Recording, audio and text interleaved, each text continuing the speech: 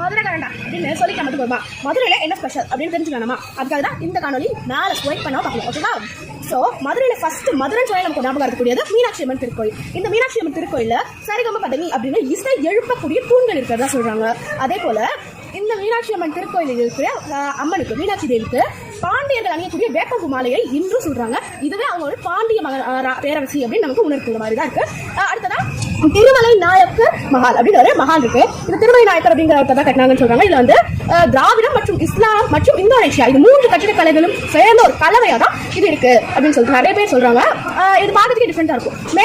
மேல பாத்தீங்கன்னா கூட சில டிராயிங்ஸ் எல்லாமே வந்துட்டு இன்னைக்கு கூட அஜந்தா பெயிண்டிங்ஸ்க்கு சமமா இத்தனை வருஷம் அழியாம இருக்கு அப்படின்னு சொல்லிட்டு சொல்றாங்க. நெக்ஸ்ட் வந்து மதுரை மீட்ட மாரவர்மன் சுந்தரபாண்டியன் இவரை பத்தி எல்லாருமே தெரிஞ்சுக்கணும். நம்ம சேனல்ல கூடிய சீக்கிரம் ஒரு காணொலி இவரை பற்றி வரும் என்று நினைக்கிறேன். இவரு மதுரையில தான் பிறந்தாரு அப்படின்னு சொல்றாங்க. எல்லாத்துக்கும் மேல நமக்கு ரொம்ப பிடிச்ச ஜிகர்தண்டா இந்த மதுரை மண்ணில தான் ஃபேமஸ் அப்படின்னு சொல்லி இந்த காணொலியை முடிப்பது உங்கள் விஸ்வா. நன்றி, வணக்கம்.